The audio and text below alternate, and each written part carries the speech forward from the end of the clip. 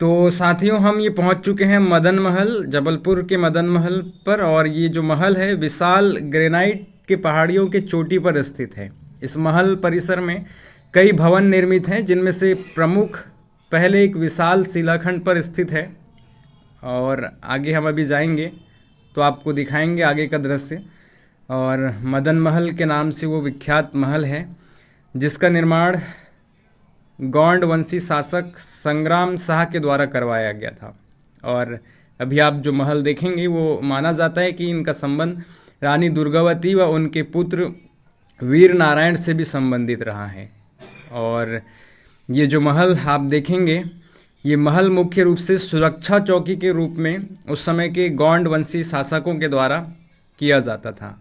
और ये देख रहे हैं, और जो सामने आप देख रहे हैं विशाल शिलाखंड पर स्थित महल, जहाँ पर वो मरम्मत का काम चल रहा है। इस विशाल शिलाखंड पर स्थित जो महल है वही गौंड शासक मदन का महल हुआ करता था। और ये संग्राम शाह के द्वारा बनवाया गया था। और ग्रेनाइट पत्थरों से यहाँ पर पूरी चित्रकारी और कलाकारी की गई है। महल चूना पत्थर, लकीरों, ईंटें आदि के संयोग से निर्मित है, जो कि गोंड कला की पराकाष्ठा को प्रस्तुत करता है। इस महल के कुछ भागों पर आज भी प्राचीन चूने के पलस्तर दिखाई देंगे आपको। और यहाँ सामने निर्माण कार्य चल रहा है। कुछ मिस्त्री और कारीगरों के द्वारा इसका पुनर्निर्माण करने का प्रयास किया जा रहा है, जो कि भारतीय पुरातत्व सर्वेक्षण के अभी वर्तमान संरक्षण में है। और इसके आसपास कई प्राकृतिक जलाशय भी हैं। और इसके निर्माण की दूरदर्शिता इससे ही साबित होती है कि इसे एक सुरक्षा चौकी के रूप में बनाया गया था। और यहीं से गौंड वंशी शासक अपने दुश्मनों के ऊपर नज़र रखा करते थे। उनकी सेना यहाँ पर 24 घंटे मौजूद हुआ करती थी। और इस किले के आसपास जो है जलाशय हैं, ताकि कोई भी दुश्मन सेना उन पर आक्रमण न कर सके और उनको उस जलाशय को क्रॉस करने में प्रॉब्लम हो।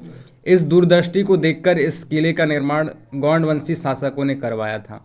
इस महल के परिसर में अस्तबल, युद्ध कक्ष, बावड़ी आदि भी स्थित हैं। आगे अभी आपको दिखाया जाएगा बावड़ी और अंदर का दृश्य। और वर्तमान में आप देखेंगे तो अस्तबल के मध्य में ही प्राचीन प्रमुख द्वार निर्मित हैं, जिसकी ओर झरोखे के अवशेष आज भी दिखाई देते हैं। और ये खंडहर की स्थिति आपको दिखाई दे रही होगी। यहाँ पर कुछ सुरंगें भी हैं। और ये सुरंगें जो हैं का माना जाता है कि मंडला तक भी जाती हैं। और जबलपुर में ही 64 योगिनी मंदिर हैं, उनको भी जोड़ती हैं, ऐसा गूगल में लिखा है, गूगल से मैंने पढ़ा है। और ये 10वें गोंड राजा मदन शाह का आराम गृह भी माना जाता है। और वे अपनी सेना के साथ यहाँ पर जो है दुश्मन की सेनाओं पर नज़र रखा करते थे। और अत्यंत साधारण भवन है, परंतु उस समय इस राज्य की वैभव बहुत हुआ करती थी, वैभवता बहुत हुआ करती थी। और ख़जाना भी इनके पास बहुत ज़्यादा हुआ करता था।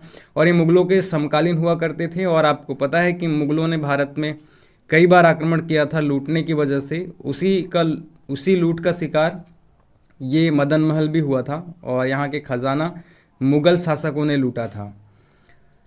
गढ़ा मंडला में आज भी एक दोहा प्रचलित है। और मदन महल की छाँव में 2 टांगों के बीच जमा गड़ी 9 लाख की 2 सोने की ईंट। अंदर का दृश्य आप देखेंगे तो यहाँ पर ऊपरी छतों पर चित्रकारी जो है झलकती है। और बहुत ही सुंदर चित्रकारिता यहाँ पर दिखाई गई है। अंदर का दृश्य भी काफ़ी लुभावना है। और ये भवन अब पुरातात्विक संस्थान की देखरेख में है, संरक्षण में है। और इसका पुनर्निर्माण भी यहाँ पर कराया जा रहा है। कुछ मिस्त्री कर्मचारी यहाँ पर काम कर रहे हैं। अनेक छोटे छोटे कमरे भी यहाँ पर दिखाई दे रहे हैं। और ये काम कर रहे हैं कुछ लोग, और उनका सामान यहाँ पर रखा हुआ है। सामने मदन के महल को बनाया जा रहा है, जो कि विशाल शिलाखंड पर है। तो धन्यवाद। मिलते